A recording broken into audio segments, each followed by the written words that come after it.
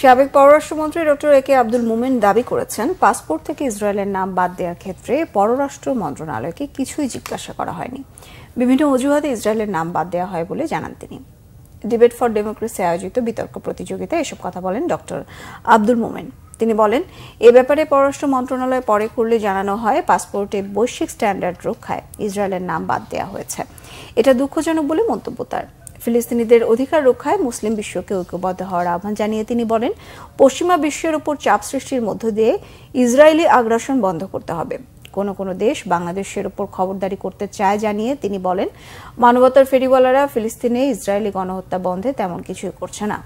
বলেন, জনগণের ভোটে নির্বাচিত বলে প্রধানমন্ত্রী শেখ হাসিনা এ ব্যাপারে সোচ্চার। আর গণতন্ত্র না থাকায় গদি বাঁচাতে মুসলিম বিশ্বের দেশগুলো ফিলিস্তিন ইস্যুতে ঐক্যবদ্ধ হতে পারে না বলে অভিযোগ তার।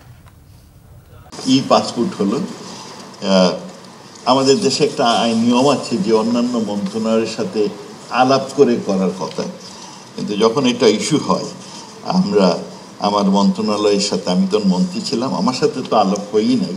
আমার মন্ত্রণালয় কারোর সাথে আলাপ হয়েছে বলে আমি জানি না। পরবর্তীতে বিভিন্ন রকম অজুহাত দেখানো হয়েছে, যেটা আমরা গ্রহণ করেছি। সেই সূত্রে আমাদের এই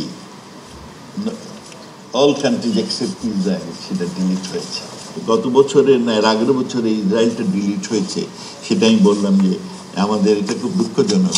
একটা জার্মান কোম্পানি আমাদের ই পাসপোর্ট তৈরি করে, তারা পয়সা বাঁচানোর জন্যে নাকি এটা এই এক লাইন বাদ দিয়েছে, কিন্তু আনফর্চুনেটলি আমাদের তারা কনসাল্ট করে।